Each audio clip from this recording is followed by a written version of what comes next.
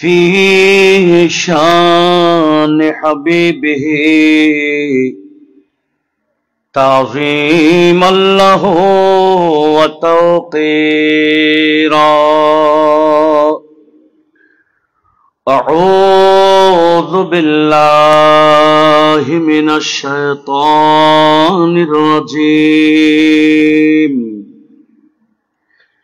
إن الله وملائكته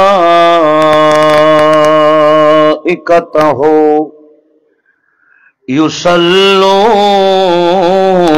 على النبي يا أيها الذين آمنوا صلوا عليه وسلموا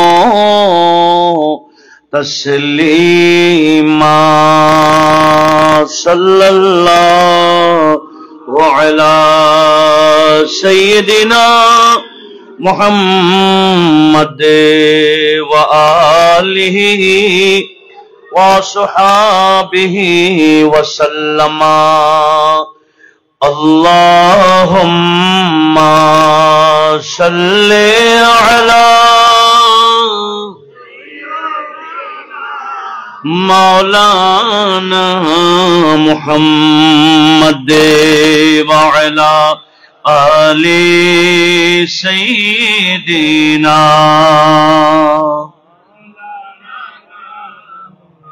क्या करूं तारीफ सरदारे जहां की शान की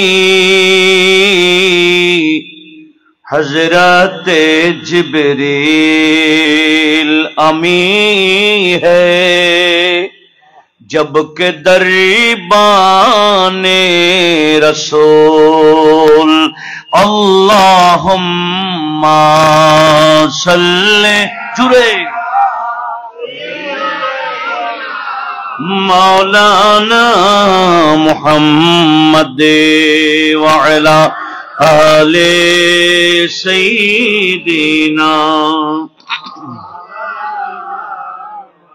जानो तुझ में आएगी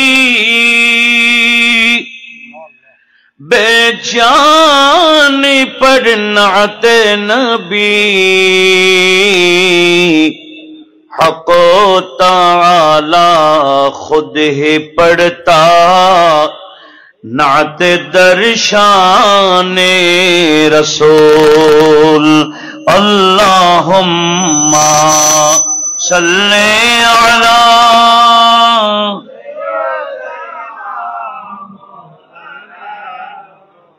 वअला आले सय्यिदीना शरण करी जे गभीर श्रद्धाय शरण करी जे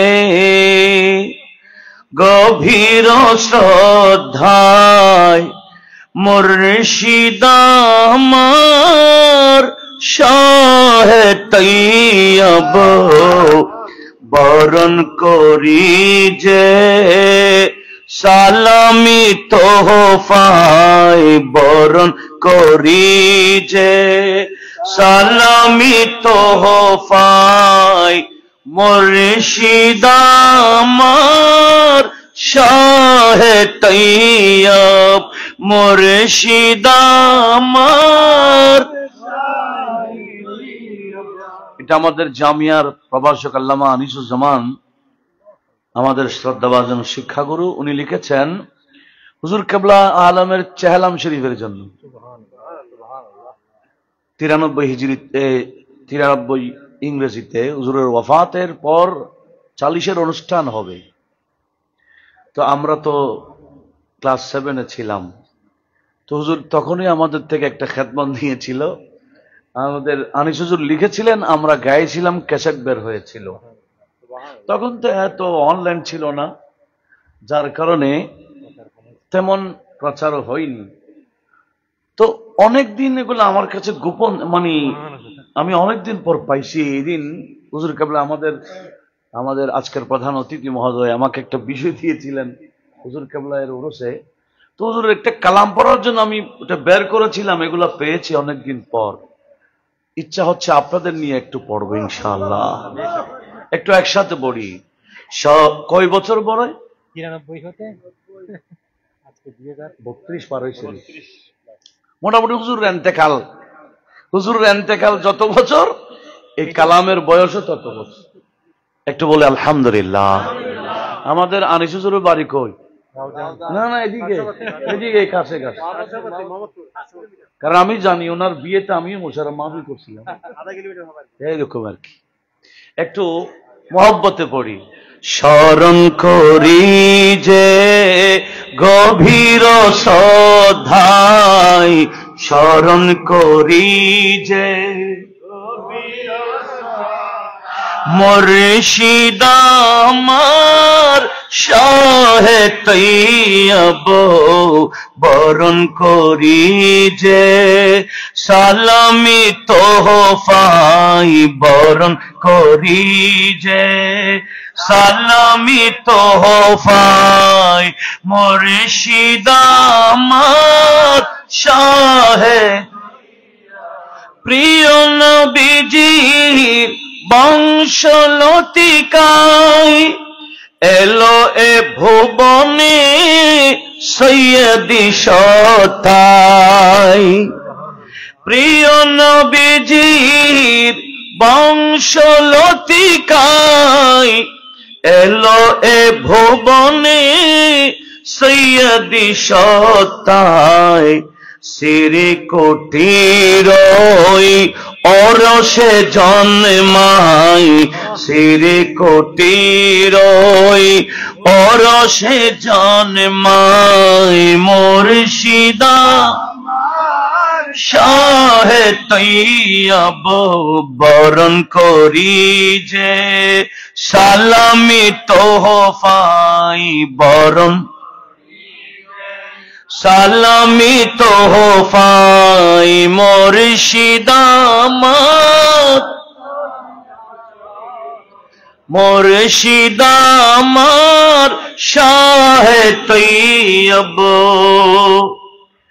তোমারি জন্ম সুদূর হাজারাই, করোনা সিন্ধু এনেছ বাংলায়।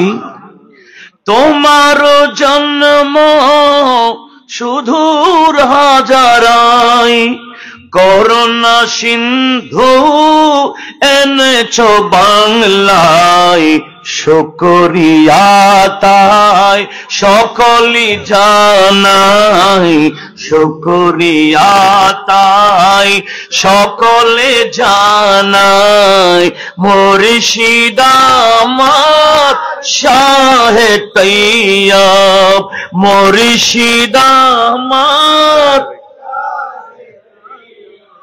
গৌসে পাকের কাদেরি তরিকায়, গৌসে পাকের কাদেরি তরিকায় বেঁধেছ আমাদের কত না মমতায়। একটু বলিন আলহামদুলিল্লাহ। গৌসে পাকের কাদেরি তরিকায় বেঁধেছ আমাদের কত না মমতায়। জমানার গস উদয়ে ধরায়, জমানার গস উদয়ে ধরায়, মুর্শিদ আমার শাহে তৈয়ব, মুর্শিদ বরণ করি যে গভীর শ্রদ্ধায়, বরণ করি যে গভীর শ্রদ্ধায়, মুর্শিদ আমার ঈমান হারা কেউ যদি কাছে যাই ঈমান হারা কেউ যদি কাছে যাই হারানো দৌলতি পায় সে ফিরে পায় ঈমান হারা কেউ যদি কাছে যাই হারানো দৌলত পায় সে ফিরে পায় খোদার মাহবুব এমনি চেনা যায় খোদার মাহবুব এমনি চেনা যায় মুর্শিদ একটু বলেন না মুর্শিদা মার পাগল পারা মন ছুটে ছুটে যায় সেই যে সিরিকুট তোমারও ঠিকানাই পাগল পারা মন ছুটে ছুটে যায় সেই যে সিরিকুট তোমারও ঠিকানাই লুকিয়ে আছো যে সমাধি পর্দায় লুকিয়ে আছো যে সমাধি পর্দায় মুর্শিদ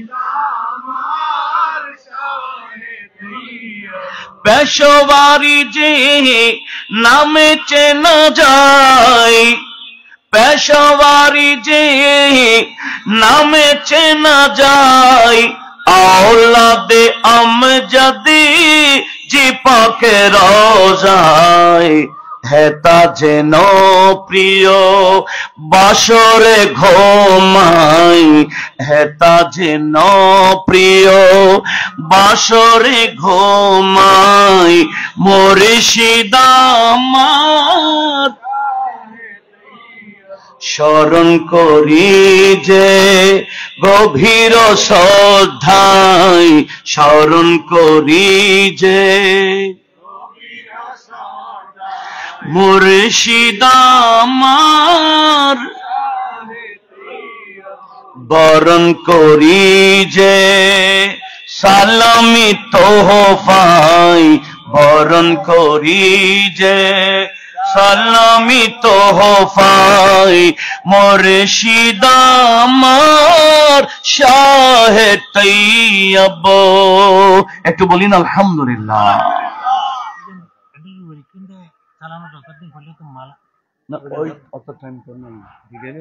আল্লাহু আকবার হুজুর কিবলাই আলমের আজকের এই রুহানি জলসায়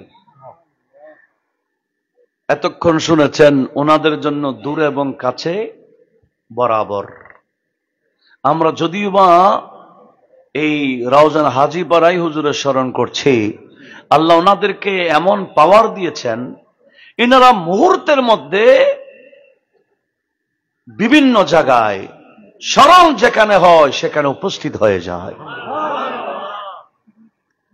আল্লাহ পাক সুবহানাহু ওয়া তাআলার দরবারে শুকরিয়া প্যারা নবীজির কদমে বেহদ সালাম আজকের মাহফিলের সম্মানিত সভাপতি জনাব মাওলানা মোহাম্মদ জসিমউদ্দিন সাহেব কিবলা আজকের প্রধান অতিথি যিনি আধ্যাত্মিক খোরাক দিয়েছেন আমাদের বলি আলহামদুলিল্লাহ গাউসিয়া কমিটি বাংলাদেশ কেন্দ্রীয় পরিষদের সাবেক মহাসচিব আমার অতীব শ্রদ্ধাভাজন ব্যক্তিত্ব জনাব আলহাজ মোহাম্মদ শাহজাদ ইবনে দিদার সাহেব বারাকাল্লাহু ফি হায়াতিহি আজকের উদ্বোধক জনাব অধ্যাপক মোহাম্মদ শাহজাহান সাহেব আমার স্নেহভাজন হাফেজ মাওলানা শাকিল হোসেন আল কাদরি হযরত মাওলানা আব্দুল সালাম আল কাদরি সহ আমার ডানে এবং বামে নেহায়েত কাবিল এহতরাম হযরত উলামায়ে কেরাম গাউসিয়া কমিটির বিভিন্ন ইউনিয়ন এবং ওয়ার্ডের নেতৃবর্গ রেহমানি সমবেত ব্রাদারানে মিল্লাত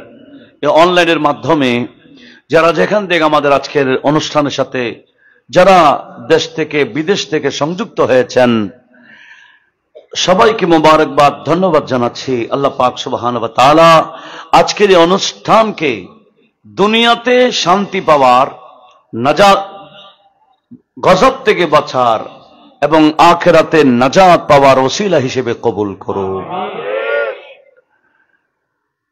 আমার নবীজি হাদিসে পাক ইরশাদ করেছেন, আমার আহলে বাইত আহলু বাইতি আমানুন লি আহলিল আরদি।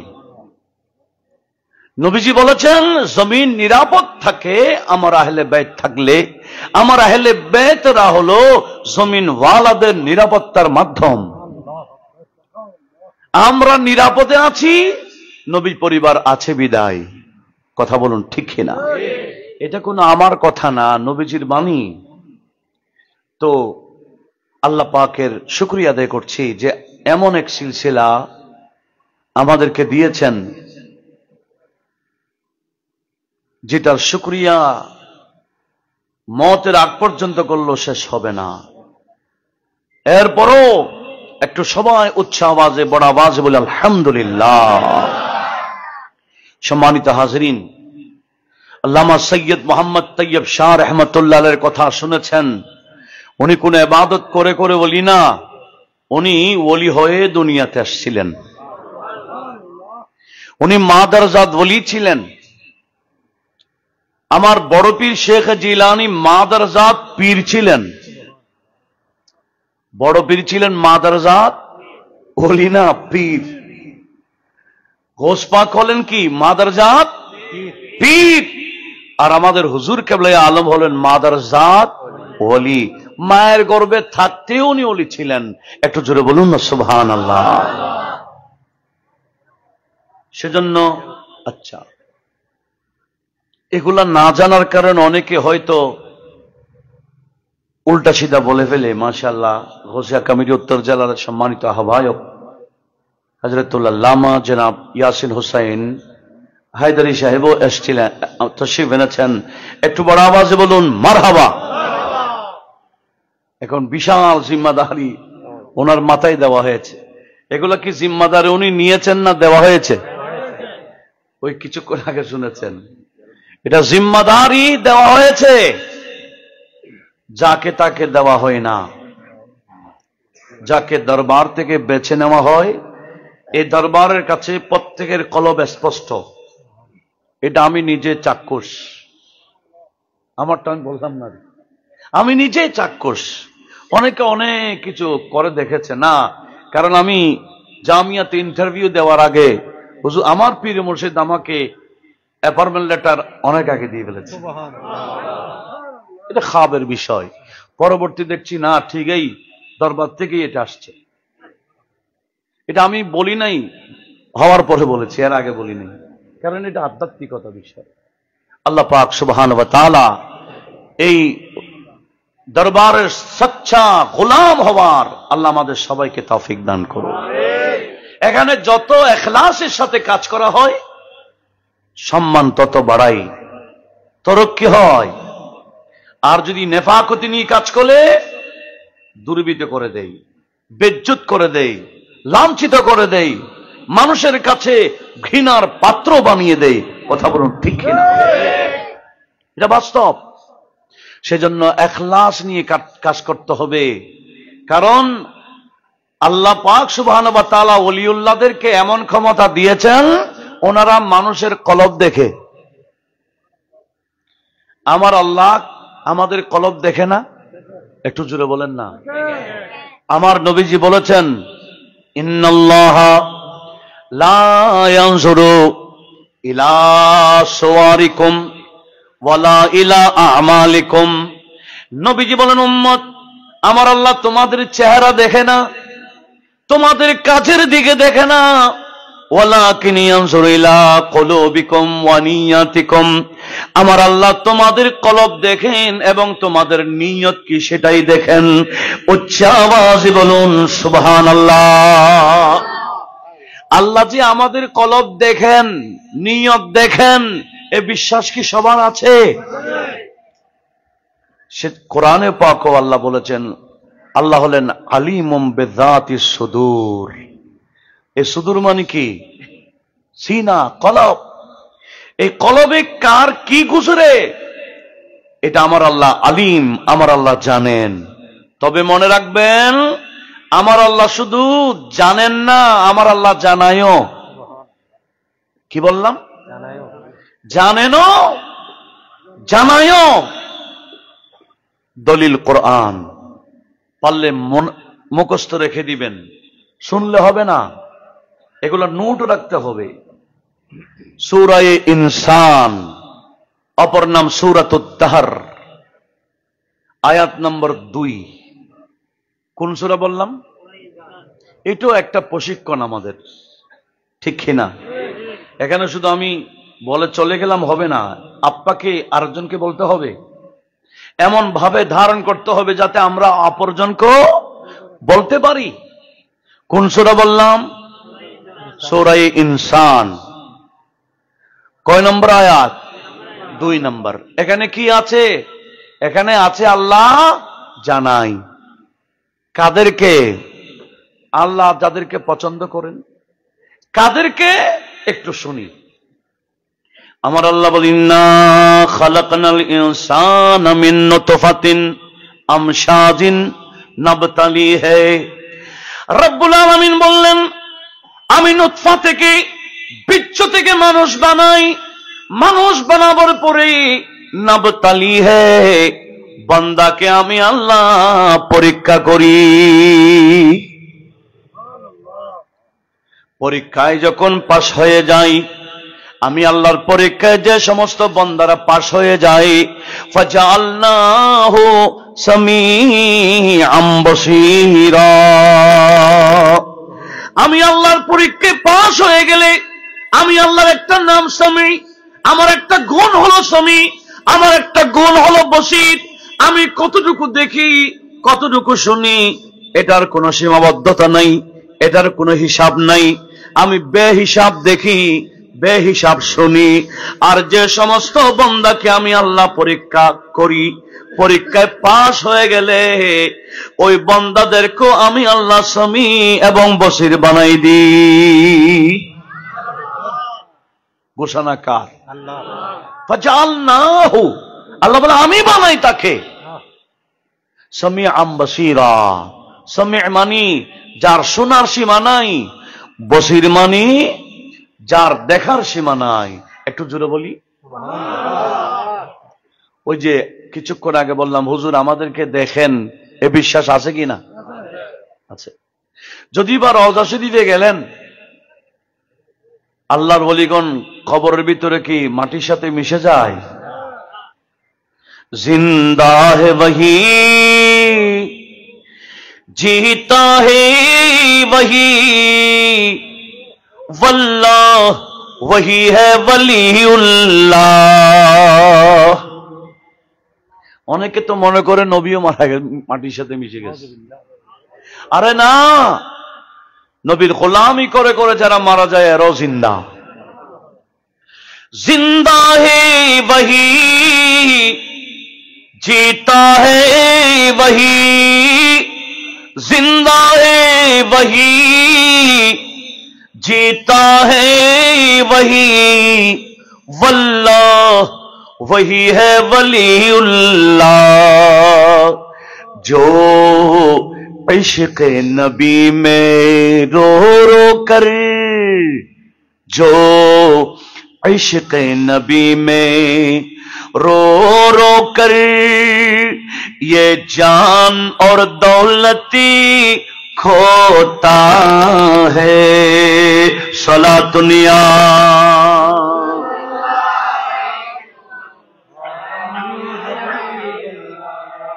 আমি আজকে আমার ভাইজানকে, উনি আরো অ্যাটেস্টেড করবেন, কারণ ওনার থেকে আরো বেশি জানা আছে।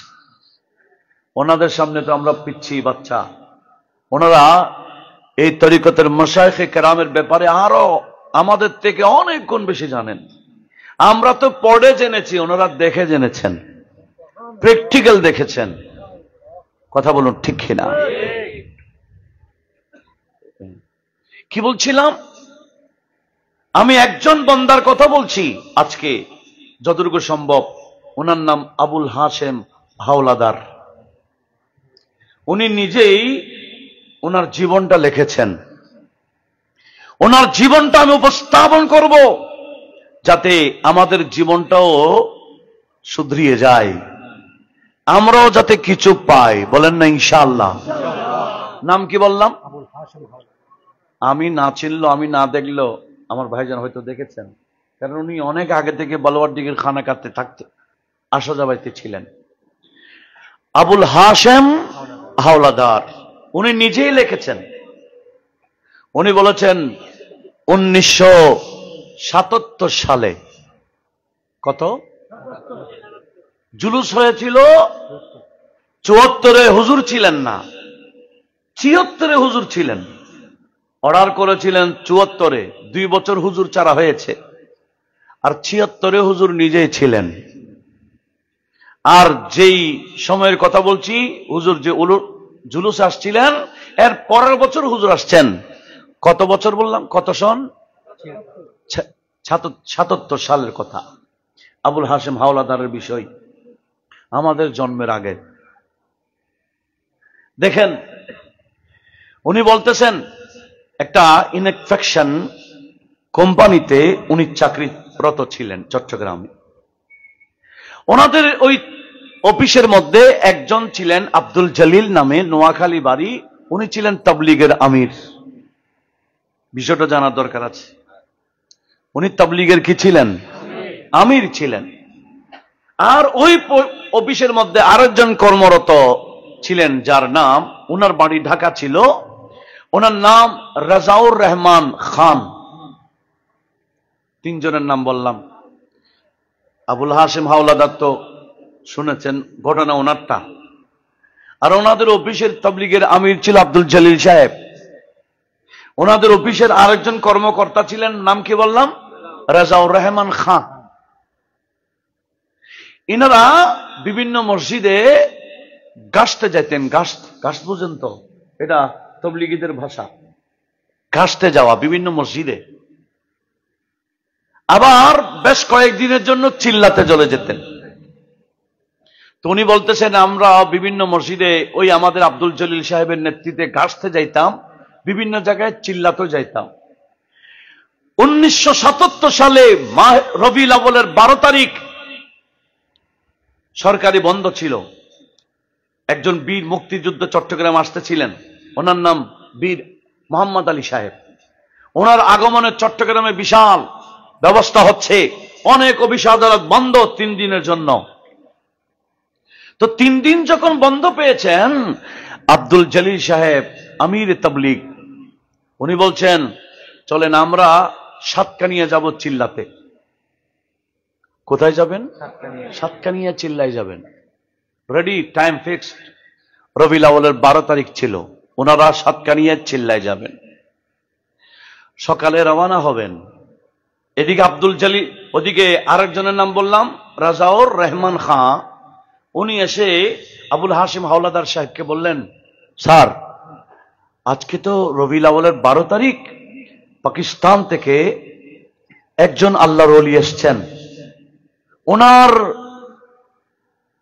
সাদারতে একটা জুলুস বের হয়, চলেন আমরা ওই চিল্লাতে যাওয়ার আগে আল্লাহর ওলিকে একটু দেখে আসি।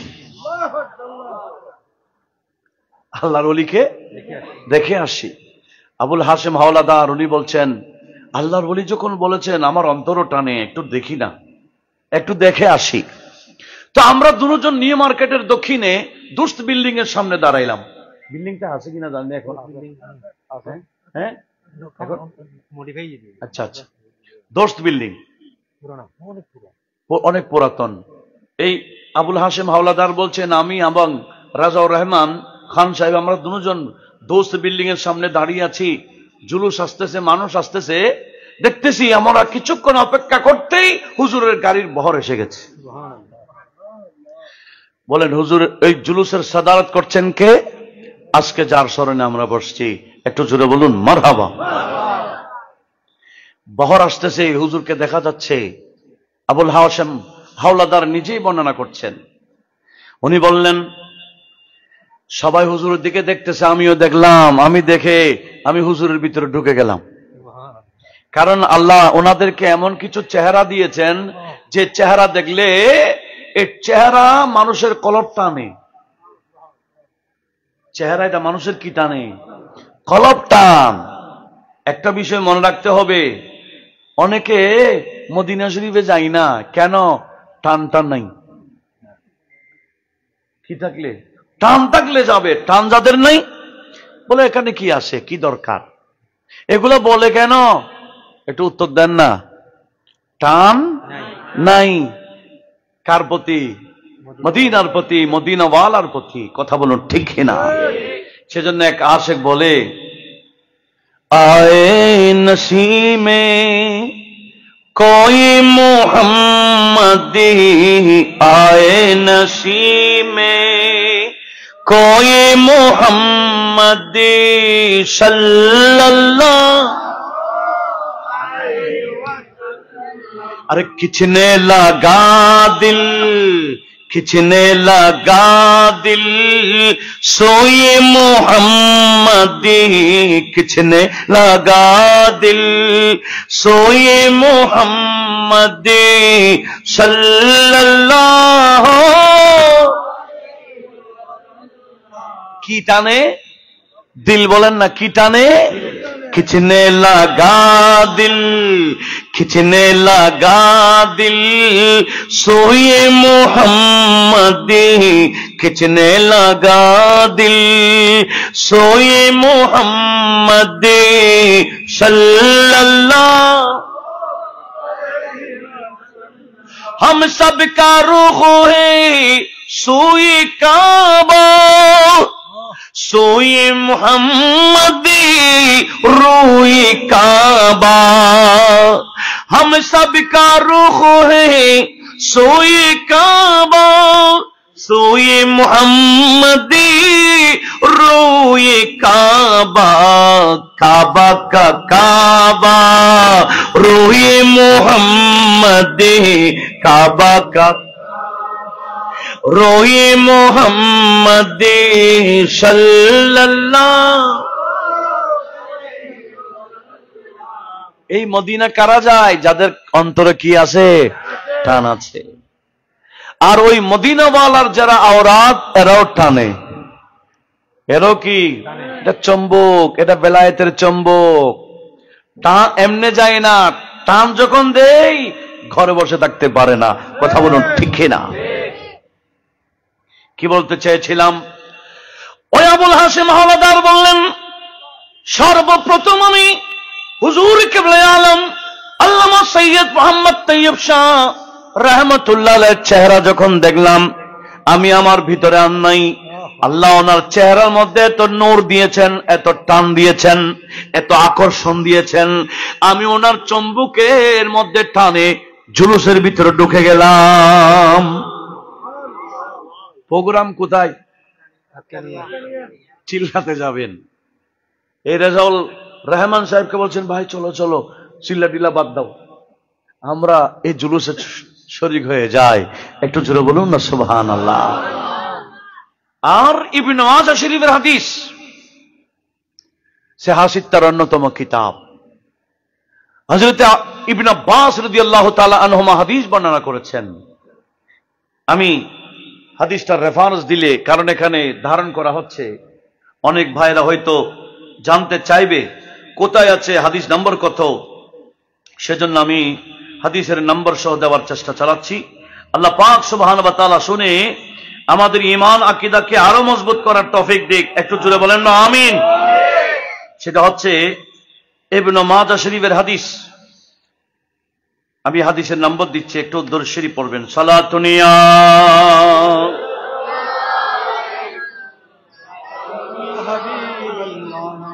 দেখেন হাদিসে, দেখে শুধু ইবনে মাজাহ না, নাসাই শরীফে রয়েছে। ইমামে নাসাই আস-সুনানুল কুবরাতে নোট করেছেন, মুজমায়ে জাওয়ায়েদে নোট হয়েছে। নাসাই শরীফে সুনানে কুবরায় 11,235 নম্বর। আবার ইমামে নুরউদ্দিন হাইসমি মুজমায়ে জাওয়ায়েদে নোট করেছেন। ইমামে বুখারীর দাদা উস্তাদ আব্দুল্লাহ ইবনে মুবারক ওনার কিতাব যুহুদের মধ্যে নোট করেছেন। হাকিম তিরমিজি ওনার একটা আলাদা হাদিসের কিতাব আছে, ওই হাদিসের নাম নওয়াদিরুল উসুল। এটা প্রায় 12 খণ্ডের কিতাব। এতগুলো হাদিসের কিতাবে রয়েছে। হযরত ইবনে আব্বাস রাদিয়াল্লাহু তাআলা আনহুমা হাদিসটা বর্ণনা করছেন। قال সুইলা রাসূলুল্লাহ, বড় করে বলি, সাল্লাল্লাহু আলাইহি ওয়াসাল্লাম, আউলিয়া ইল্লাহ। হুজুর করিম সাল্লাল্লাহু আলাইহি ওয়াসাল্লামকে জিজ্ঞেস করা হয়েছিল, ইয়া রাসূলুল্লাহ, ওলিউল্লাহ কারা, আউলিয়া উল্লাহ কারা, আমাদেরকে একটু বলুন। তখন নবীজি বলেন, আল্লাযীনা ইযা রুউ যুকিরাল্লাহু, আল্লাহর ওলি বলা হয় ওই সমস্ত বান্দাদেরকে যাদের চেহারা দেখলে আমার আল্লাহর স্মরণ হয়ে যায়। যাদের চেহারা দেখলে আল্লাহর স্মরণ হয়ে যায় এদেরকে বলা হয় ওলিউল্লাহ। একটু জোরে বলুন। অনেক তো আবার জিন্দা ওলিও আছে, আছে না? আমাদের দেশে কিছু কি আছে, হ্যাঁ জিন্দা ওলিও। আরে ভাই আমাদের অলিগুলা কবরে গেল জিন্দা। কথা বলুন ঠিক না? শুধু মরণের আগে জিন্দা না, মরার বড় জিন্দা। কথা বলুন ঠিক না? লক্ষ্য করুন। তাহলে কি বুঝলাম? ওলিউল্লাহদের একটা পরিচয় হলো ইনাদেরকে দেখলে কার স্মরণ হয়? আল্লাহর স্মরণ হয়। ইনারা হলেন আল্লাহর নিদর্শন। কোরআনে পাকের মধ্যে আমার আল্লাহ ইরশাদ করেছেন, ওয়া মান ইউআযযিম শাআইরাল্লাহি ফাইন্নাহা মিন তাকওয়াল কুলুব। আল্লাহর নিদর্শনকে ওরাই সম্মান করবে বাস্তবিক পক্ষে কলবে যাদের তাকওয়া আছে তারা। তো আল্লাহর নিদর্শন কাকে বলে? ইযা রুউ যুকিরাল্লাহ, আল্লাহর নিদর্শন বলা হয় যাদেরকে দেখলে আল্লাহর স্মরণ এসে যায়। উচ্চ আওয়াজে বলুন সুবহানাল্লাহ। সবার চেহারা দেখলে কি আল্লাহ স্মরণ হয়? কিছু বান্দাদের চেহারার মধ্যে আকর্ষণ আছে কিনা? এই আবুল হাশেম হাওলাদার চেহারা দেখে কোথায় ঢুকে গেছে? এই নিউ মার্কেট থেকে হাঁটতে হাঁটতে জামিয়া ময়দান পর্যন্ত আসছে। কত সালের কথা বললাম? ৭৭। মানে আর কয় বছর আগে?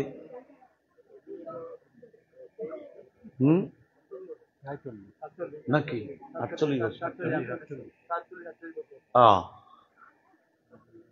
দেখেন ৪৭ বছর আগের কথা বলছি। উনি হেঁটে হেঁটে জামের ময়দানে আসছে। এমন কি উনি বলেন চিল্লা টিল্লার কথা আর মনে নাই, এই চেহারা দেখে সব ভুলে গেছি। চেহারাটা দেখে সব সাতকা নিয়ে যাওয়ার কথা মনে নাই। হুজুর তাকরীর করলেন জামের ময়দানে, জোহরের নামাজ হলো, সালাতু সালাম মিলাদ কিয়াম হলো, আর আমরা দোয়া মোনাজাত করে হুজুরের সাথে বাড়িতে চলে আসার পরে আমি আর অফিসে গেল চেহারাটা ভাসে। যেদিকে যাই কি দেখলাম, কি চেহারা দেখলাম, ওই চেহারাটাই শুধু আমার ভাসে, আমার চেহারায়, আমার এই চোখের মধ্যে। একটু জোরে বলুন না সুবহানাল্লাহ। আসলে হচ্ছে এটার নাম টান। এটার নাম কি? ভেলায়েতের টান। লক্ষ্য করুন কি বলতে চেয়েছিলাম। উনি বলেন, আমি রেজাউল রহমান খান সাহেবকে বললাম, ভাই কোথায় নিয়ে গেলেন? ওই চেহারাটা শুধু আমার ভাসে, এখন কি করি? বলে হুজুর এটা আসে তো বলওয়ারদিগের খানাকাতে, আমরা চলেন এশারের নামাজ হুজুরের পিছনে পড়বো। একটু জোরে বলুন। উনি বলেন আমি খুশি হয়ে গেলাম। এশারের নামাজ বলওয়ারদিগের খানাকাতে বসলাম, পড়লাম। হুজুরের মুসাফা করতে চাইছি, দেখলাম হুজুর কোথাও দাওয়াত নিয়েছেন, দাওয়াতে যাচ্ছেন। হুজুর উপর থেকে নামতেছেন, সবাই সিঁড়ির পাশে দাঁড়িয়ে আছে, একটু নজর হুজুরকে দেখবেন। আমরাও দাঁড়িয়ে আছি, হুজুর নামছেন, সবাই মুসাফা করছেন। হুজুর আমাকে দেখে আমার মাথা থেকে পা পর্যন্ত একটা দিলেন নজর। হুজুর একটা নজর দিলেন আমাকে এরকম। একটা বিষয় মনে রাখবেন, ওলিউল্লাহদের নজর মানে আল্লাহ পাকের ভেলায়েতের শরাফ। আমরা তো বাংলা শরাব বুঝি, বোতল দিয়ে খাই, পেয়ালা দিয়ে খাই। কিছু শরাব আছে, কার শরাব? শরাবে ওয়াহদাত, তৌহিদের শরাব। এগুলা এরকম পেয়ালা দিয়ে পান করা হয় না। এই তৌহিদের শরাবের ঘাঁটি হলো মদিনা শরীফ, আর ওখান থেকে আনতে হয়, বোতলে নয়, সিনা করে আনতে হয়। এক আশেক এই কথাটা এভাবে উপস্থাপন করেছেন, কি তয়বা সে मंगाई जाती है सीनों में छुपाई जाती है। একটু জোরে বলি না মারহাবা। तैबा से मंगाई जाती है, सीनों में छुपाई जाती है। तौहीद की मैं प्यालों से नहीं नजरों से पिलाई जाती है। तौहीद की मैं प्यालों से नहीं नजरों से पिलाई जाती है। सलातुनिया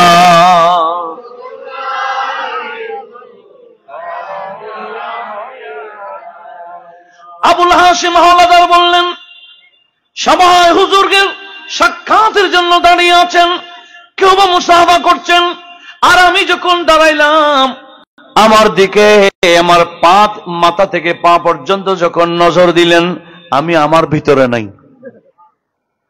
হুজুর নজরটা নিয়ে চলে গেলেন, আমাকে আরো পাগল বানা দিলেন। একটু জোরে বলুন। এখন আমি কি করব শুনেছি জামিয়ার ময়দানে জামিয়ার সালানা জলসা হবে, বলে ওখানেও যাব। জামিয়ার সালানা জলসায় আসছেন কত সালে? ৭৭-এ। হুজুর কেবলাই আলম জানা ওখানে তাকরীর করলেন। তাকরীরের পরে আমাদের প্রিন্সিপাল জালালউদ্দিন আল কাদের রহমতুল্লাহ আলাইহ মাইকের মধ্যে বললেন, ভাইরা, কারো নাম গৌসে পাকের দফতরের মধ্যে লিখার যদি ইচ্ছা থাকে, হুজুরের এই কাপড় গোড়া যাচ্ছে, কাপড় ধরে ফেললে, বায়াত গ্রহণ করে ফেললে গৌসে পাকের ওই দফতরের মধ্যে নাম উঠে যাবে। আমার বেচাইনি অবস্থা, কি মুরিদ হব কি না, আমি বড় টেনশনে আছি। আবার চিন্তা করতেছি, হুজুর তো আগামীকাল চলে যাবে বলতেছেন, আমি যদি মারা যাই, আমি হুজুর যাবার আগে যদি আমার নামটা বড় পীরের দফতরে যদি উঠাইতে পারি, এর চেয়ে বড় খুশকিসমত আর কি হতে পারে। আমি মনটাকে স্থির করে হুজুরের দামানটা ধরে ফেললাম। ধরার পরে আমার কলবের পরিবর্তন এসে গেছে। আমরাও কাপড় ধরি, আমাদের চেঞ্জিং নাই। কেন? আমাদের ধরা শুদ্ধ না, আমাদের ইখলাসই নাই, আমাদের মধ্যে একনিষ্ঠতা নাই। আমরা অনেক ভাইরা এমন বলে, আমি অমুক শাহের মুরিদ, সব লোকের আগা মাথা নেই। কথা বলুন ঠিক কিনা? এরকম বলে নয়, পীর মুরিদ এরকম নয়, লাগাতার থাকতে হবে। উনি বলেন, আমি শুধু হুজুরের মুরিদ হয়েছি তাই না, আমার পুরা ফ্যামিলিকে আমি হুজুরের মুরিদ বানিয়েছি। পরের বছর হুজুর আসার পরে এমনকি আমার 2.5 বছর, উনি বলতেছেন, আমি আমার 2.5 বছরের মেয়েকেও নিয়ে গেলাম হুজুরের একটু দোয়া নেওয়ার জন্য। আমার মেয়ে তো 2.5 বছর বাচ্চা, দৌড়তেছে গিয়ে হুজুরের কোলে বসে গেছে। হুজুর তো বায়াত করাচ্ছেন কাপড় দিয়ে, তখন আমার মেয়ে 2.5 বছরের মেয়েও কাপড় ধরে ফেলছে, আর হুজুর মুস্কি মুস্কি হাসতেছেন। একটু জোরে বলুন। বলে, আমি 2.5 বছরের মেয়েকে হুজুরের মুরিদ বানা দিছি। দেখেন কি আশেক হয়ে গেলেন। যাচ্ছিল কোন জায়গায়? চিল্লাতে, তাবলীগি কাজ করতে, কিন্তু এই টান দিয়ে ওদিক থেকে ওই পার থেকে এই পারে নিয়ে আসছেন। একটু জোরে বলুন। দেখেন উনি বর্ণনা করতেছেন, আমি হুজুরের শুধু নিজে না, এগুলো আমাদের অতীব প্রয়োজন। উনি বললেন, আমি শুধু নিজের মুরিদ না, আমার ফ্যামিলিকে হুজুরের মুরিদ বানাইলাম। আমার কর্মচারী যারা ছিল, আমি শুধু হুজুরের কথাই বলতাম, আমার ওই অফিসের অনেক কর্মকর্তাকে আমি হুজুরের মুরিদ বানিয়েছি। বড় আশ্চর্য হবেন, আমাদের বর্তমানে আঞ্জুমানের যুগ্ম সেক্রেটারি আলহাজ সিরাজুল হক সাহেব, উনি আছেন না মারা গেছেন? আছেন না মারা গেছেন? এখনো আছেন, পদে আছেন আঞ্জুমানের। উনিও হুজুর কেবলার মুরিদ হয়েছেন আবুল হাশিম হাওলাদারের দাওয়াতে। উনি বলছেন, এই সিরাজুল হক সাহেব কদমতলীর, উনি হুজুরের মুরিদ হয়েছেন আমার দাওয়াত। দেখেন বড় মজার বিষয় হচ্ছে, উনি যেভাবে তরিকতের কাজটা করেছেন, আমি ওনার জীবনটা কেন তুলে ধরছি, যাতে আমরাও ওই কাজটা করি।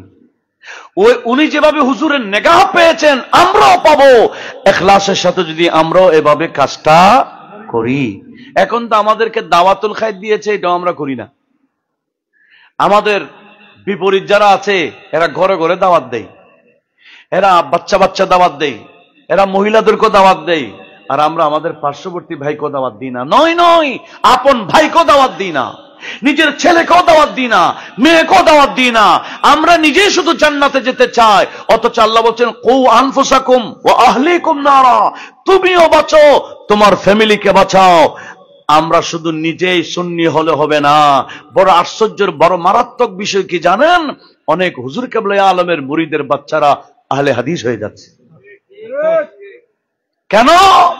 ওই আমরা দাওয়াত আবুল হাসেম সাহেবের মতো, হাওলাদারের মতো আমরা এই দাওয়াতে কাজ করছি না, এই দাওয়াতুল খায়রের মধ্যেও আমরা দাওয়াত দিচ্ছি না। দরকার আছে কিনা? কাজ করলে একনিষ্ঠতার মাধ্যমে লাভবান হবেন, দুনিয়াতেও লাভবান হবেন, কবর আখিরাতেও লাভবান হবেন। বলেন ইনশাআল্লাহ। যে সবক দেওয়া হয়েছে, যে দাওয়াতুল খায়র, এটাও সবক, এটাও আদায় করার দরকার আছে কিনা? শুধু কয়েকজন, এখন তো বিভিন্ন মসজিদে কয়েকজন থাকে, কয়েকজন না, ভরপুর করে ফেলবেন, সবাই দাওয়াত দিবেন, বাচ্চা বাচ্চা নিয়ে যাবেন। আরে নয়, গিয়ারবি শরীফ হয়, খতমে গৌসিয়া হয়, আপনি শুধু নিজে গেলে হবে না, ছেলেকে নিয়ে যান, নাতি থাকলে নাতিকে নিয়ে যান। আপনার কাজ হলো আপনার ছেলেকে নাতিকে গৌসে পাকের নেগাহে কারামে ঢুকাই দেওয়া। বাকিকে দেখবেন কে? হুজুর গৌসুল আজম। গৌসে পাক বলে আমার মুরিদ যদি হতে পারো টেনশন করিও না, মরার আগে বেমান না, শুধু ইমান তো নসিব হবে, হবে তওবাও নসিব হবে। কি হবে? তওবা নসিব হবে। সেজন্য বড় পীর বলেছেন, মুরিদি লা তাখাফ আল্লাহু রাব্বি, হে আমার মুরিদরা ভয় করিও না, আল্লাহর সাথে আমার ওয়াদা হয়েছে, আমার মুরিদ হলে তোমাদের ঈমান তো নসিব হবে, হবে তওবা নসিব হয়ে তোমাদের কবর নসিব হবে। সেজন্য গৌসে পাকের নেগাহে করম শুধু নিজে নিলে হবে না, কাদেরকে দিতে হবে? ছেলেদের প্রতি গৌসে পাকের নেগাহে করম থাকলে আহলে হাদিস টানে নিতে পারবে না, এটা মনে রাখিয়েন। গৌসে পাকের নেগাহে করমে যদি আপনার ছেলেকে নাতিকে ঢুকাই দিতে পারেন, কোন বাতিল চক্র আপনার ছেলেকে টানতে পারবে না, কারণ ওদিকে টানের পাওয়ার কাটটা বেশি। একটু জোরে বলেন না। গৌসে পাকের টানের পাওয়ার কম না বেশি? আপনার দায়িত্ব হচ্ছে গৌসে পাকের নেগাহে করম পাওয়ার ব্যবস্থা করে দেওয়া। সেজন্য আগামীতে গিয়ারবি শরীফ হলে, খতমে গৌসিয়া হলে শুধু নিজে যাবেন না, সবাইকে নিয়ে যাবেন, এটা দায়িত্ব মনে করবেন। আল্লাহ আমাদের সবাইকে গৌসে পাকের একটা নজর পাওয়ার তৌফিক দান করুক। আমরা আপনারা কোথায়? গরিব নামাজের প্রধান খলিফা কুতুবউদ্দিন বখতিয়ার কাকি হুজুর গৌসুল আজম জিলানীর প্রতি আরজ পেশ করছেন, এক নজর আজ তো বুবত দর্দু জাহাঁ বস মারা, এক নজর আজ তো বুবত দর্দু জাহাঁ বস মারা, নজরে জানে বেমা, নজরে জানে বেমা হযরত গৌসুস সকলাইন আসসালাম।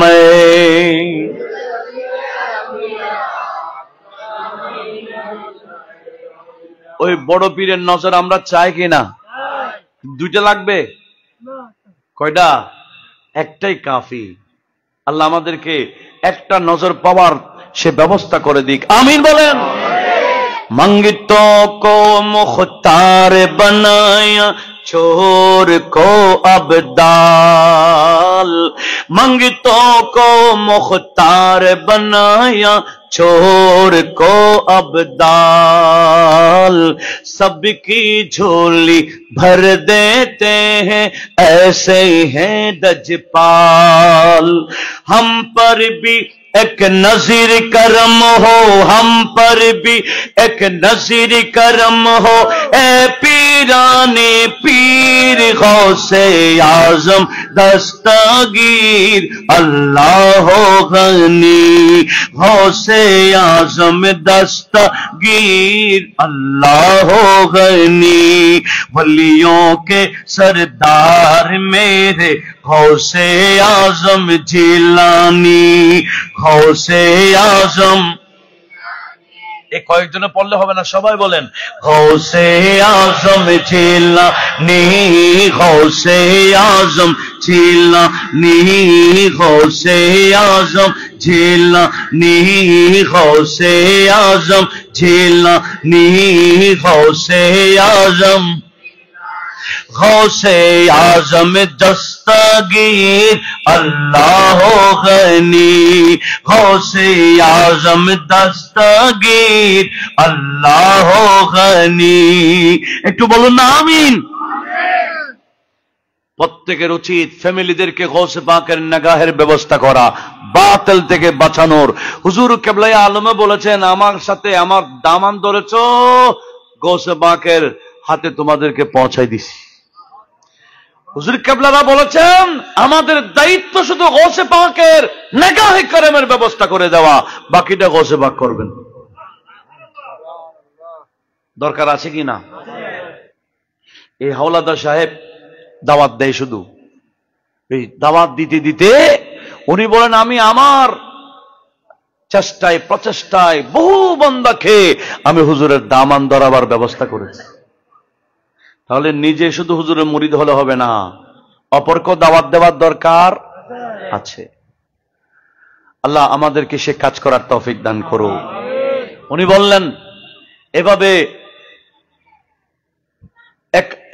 81 সালে 81-82 দিকে হুজুর কেবলা যখন আসছেন, সদরঘাট একটা জামিয়া বিল্ডিং না আঞ্জুমান বিল্ডিং, আঞ্জুমান বিল্ডিং সদরঘাটে, ওই যেদের নাম বলেছেন নূর মোহাম্মদ সাহেব, ওসির আলী সাহেব, তবিবুল আলম, এই আবু মোহাম্মদ তবিবুল আলম সাহেব, আরো যারা সিনিয়র পার্সন ছিলেন, ওনাদের থেকে এই আবুল হাসিম হাওলাদার সাহেব সবসময় হুজুরদের কথা শুনতেন। এই যে কারামতগুলো, আমাদের আজকের প্রধান অতিথি মহোদয় হুজুর যে কারামতগুলো বলেছেন, আমাদের অন্তর খুশি হয়ে গেছে।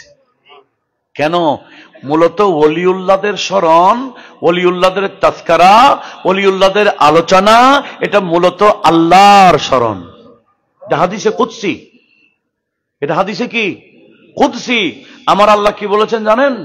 আউলিয়াই ওয়াহিবাই, আল্লাহ বলেন আমার ওলি, আমার প্রেমিক কারা জানো? আল্লাযীনা ইউযকারুনা বিযিকরি, আমি আল্লাহর জিকির করলে যাদের জিকির হয়ে যায়, ওয়া উযকারু বিযিকরিহিম, যাদের আলোচনা করলে আমি আল্লাহর জিকির হয়ে যায়। ওলিউল্লাহদের আলোচনা করলে অন্তর খুশি হয় কিনা? প্রশান্তি হয়ে যায়। কেন?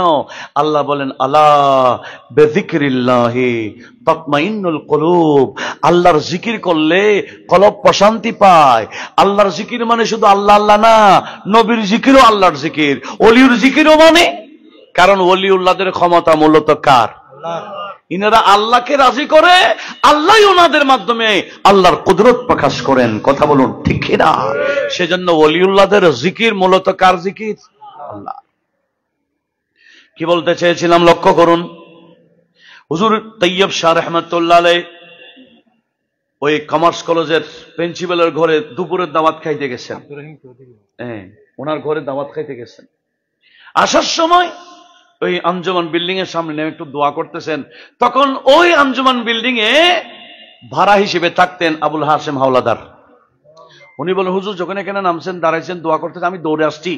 আরো পীর ভাই যারা আসছে ওনারা কথা বলতেছেন, হুজুর বাগদাদ শরীফ যাবেন, হুজুরের সাথে অনেকে সফর সঙ্গী হবেন বাগদাদ, হুজুরের সাথে অনেকে সফরে যাবেন বাগদাদ।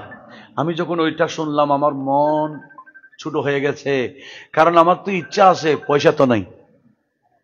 ইচ্ছা আছে, পয়সা নাই। আমি মন ছোট গেলাম, আমি হুজুরকে বিদায় দিয়ে বাসায় গেলাম। এদিকে হুজুর তো মুরিদান নিয়ে বাগদাদ শরীফ চলে যাচ্ছেন। আর আমি ঘরে যখন রাতে ঘুমাইলাম, দেখতেছি হুজুর আমার স্বপ্নে এসে বলছে, হাওলাদার পরেশান মত হোনা, বাগদাদ हम तुझे ले जाएंगे इंशाअल्लाह।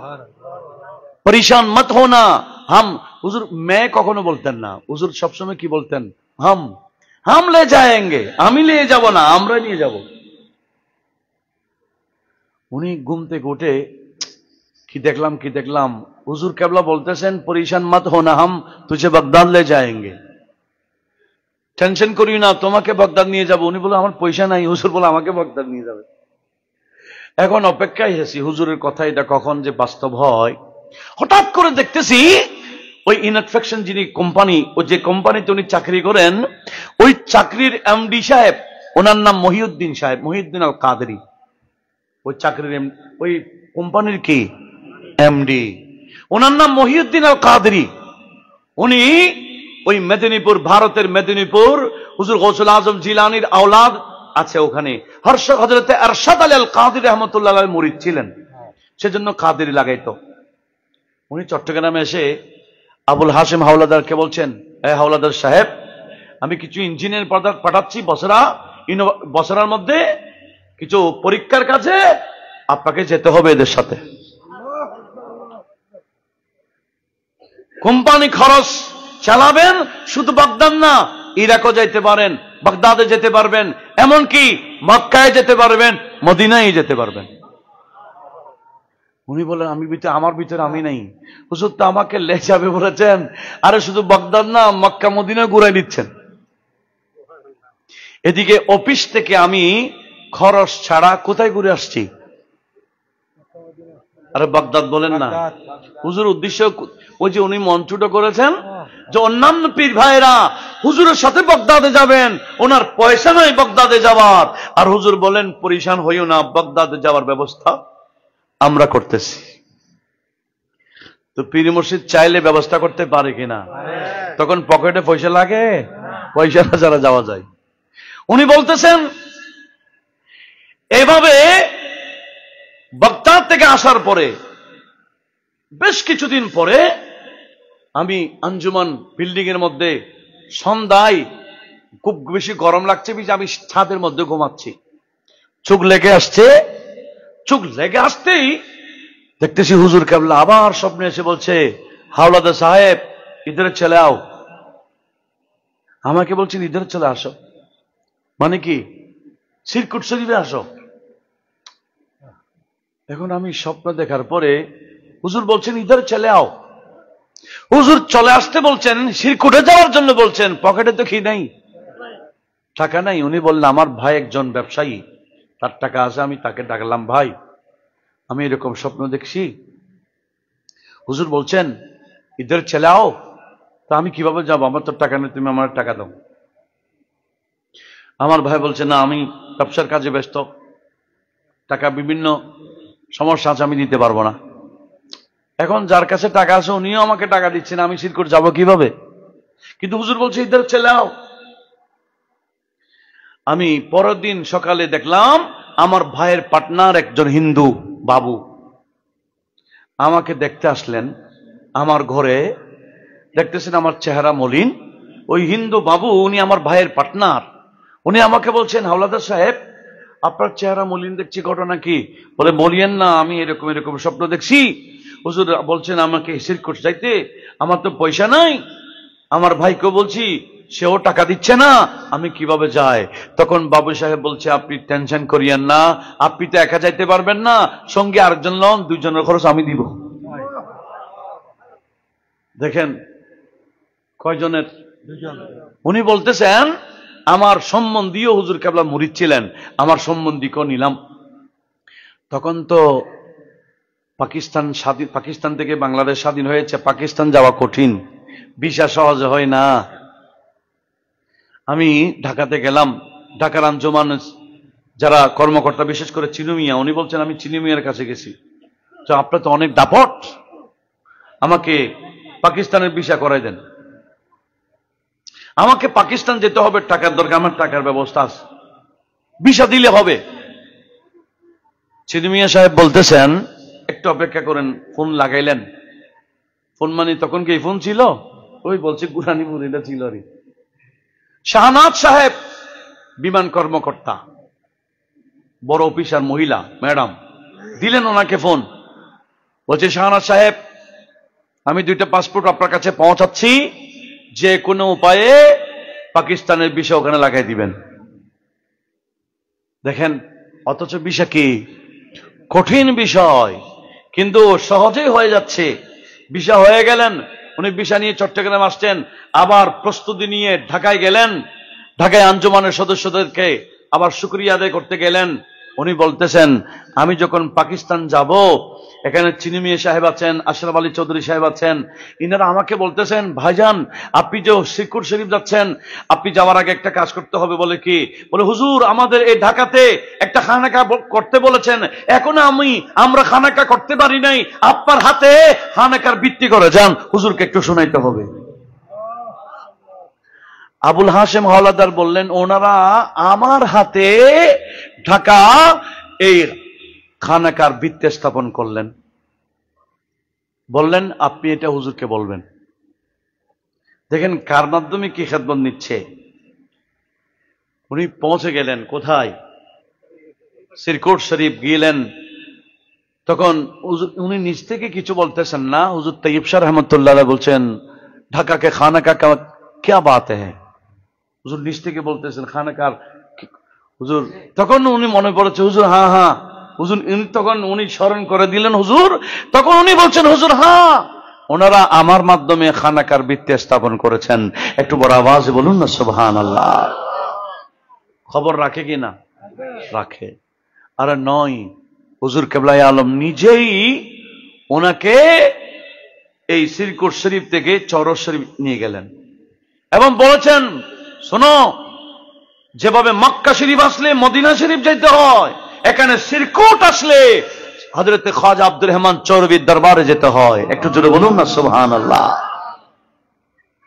এই হাওলাদার সাহেবকে হুজুর সৈয়দ মোহাম্মদ তৈয়ব শাহ রহমতুল্লাহ আলাইহি নিজেই নিয়ে গেলেন। যাওয়ার সময় ওই মধ্যখানে এক জায়গায় মাগরিবের সময় হয়ে গেছে। হুজুর উনি বলছেন, হুজুর একটা বাগানের মধ্যে মাগরিবের নামাজের ইমামতি করে ফেললেন।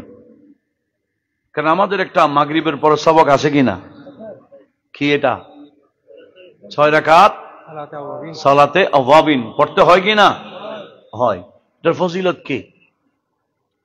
সালাতে আওয়াবিন পড়লে ফজিলত কি একটু শোনার দরকার আছে না? এখানে ধারণ হচ্ছে, পরবর্তী যারা ইনারা শুনতে পাবেন। সেজন্য আমি দু একটা হাদিস বলবো সালাতে আওয়াবিনের উপর।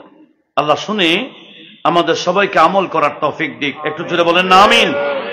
সালাতুন ইয়া রাসূলুল্লাহ আলাইকুম इस उम्मते की खातिर शब रोज रोना नबी जी का बस ये काम अल्लाह अल्लाह सालातुनिया।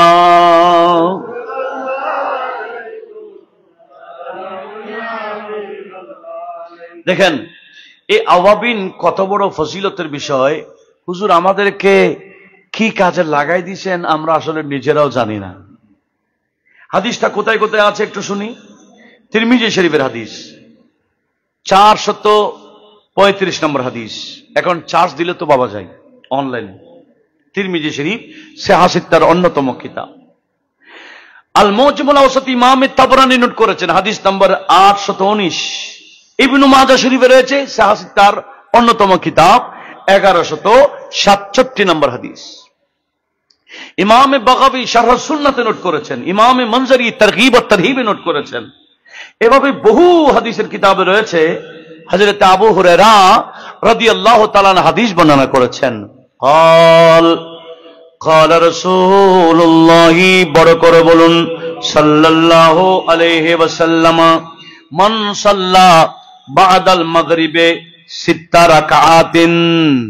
নবীজি বললেন যারা মাগরিবের নামাজ আদায় করার পরে 6 রাকাত আদায় করবে, লাম ইয়াতাকাল্লাম বাইনাহুন্না বিশাইইন, ওই 6 রাকাত আদায় করতে গিয়ে মধ্যখানে কোনো কথা বলবে না, একনিষ্ঠতার মাধ্যমে 6 রাকাত ওই নামাজগুলা পড়ে ফেলবে।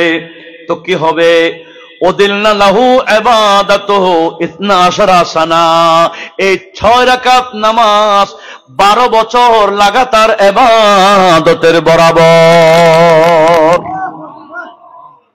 কয় বছর? 12 বছর লাগাতার ইবাদত করলে যে সওয়াব পাওয়া যায়, আমার নবীজি বললেন মাগরিবের পরে ওই 6 রাকাত নফল নামাজ পড়লে 12 বছরের সওয়াব পাওয়া যায়। এবার চিন্তা করে দেখেন গা, আমার এই ভাইজান কত বছর যাবত এই সালাতুল আওয়াবিন পড়ছেন এবং কত বছরের সওয়াব পাচ্ছেন বলেন? ইনশাআল্লাহ। এভাবে যত পুরাতন তত ফজিলত, ঠিক কিনা?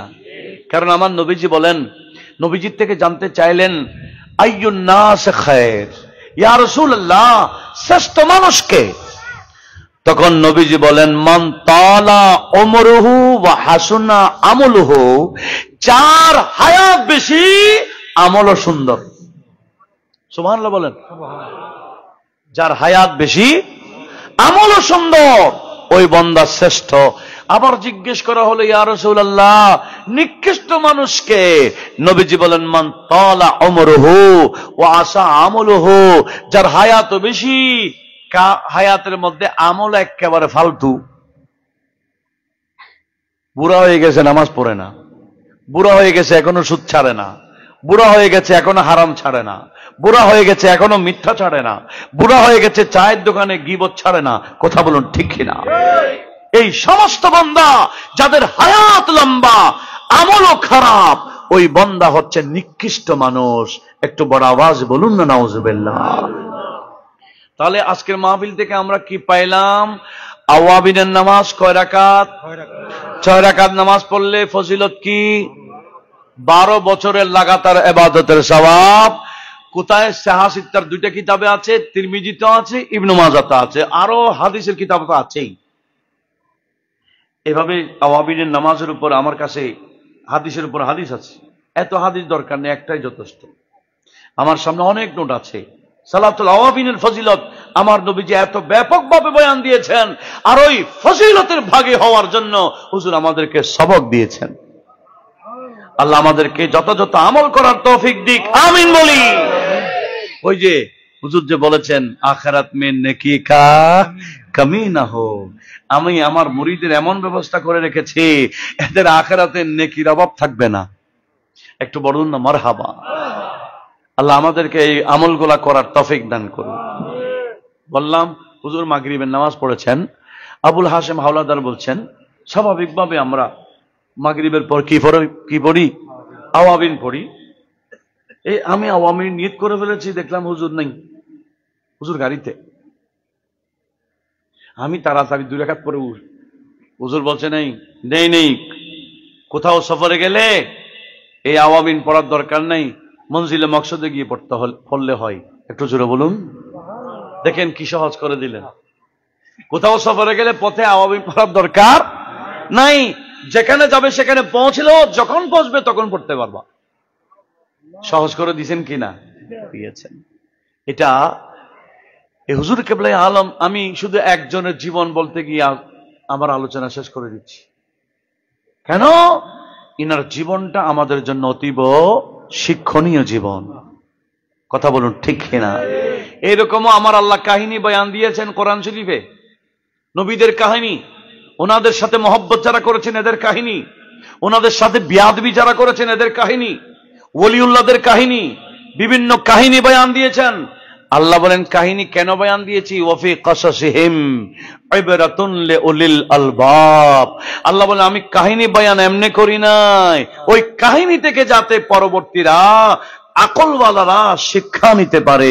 একটু জোরে বলুন না সুবহানাল্লাহ। তো হুজুর কেবলে আলমের জীবনী কেন আমরা তুলে ধরি? হুজুরের মুরিদের কথা কেন আমরা উপস্থাপন করি?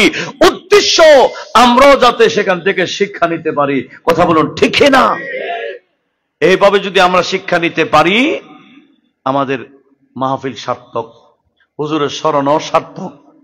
ইনারা এমন হুজুর যিনাদের দামান কবরে গেল কাজে আসবে, আখিরাতেও ইনশাআল্লাহ কাজে আসবে। আমি কথা বাড়াবো না, এখানে নির্দিষ্ট সময় আলোচনা শেষ করতে হয়, যার কারণে বেশি আলোচনার দরকার নাই। যা করেছি এগুলা ধারণ করবেন, মনে রাখবেন, অপরকে বলবার চেষ্টা করবেন। আল্লাহ পাক সুবহানাহু ওয়া তাআলা যারা যেভাবে আজকের এই মাহফিলে দেশ থেকে বিদেশ থেকে যারা যেভাবে শরীক হয়েছেন, সবাইকে দুনিয়া আখিরাতে উত্তম বদলা দান করুক, আমিন। ওয়া মা আলাইনা ইল্লা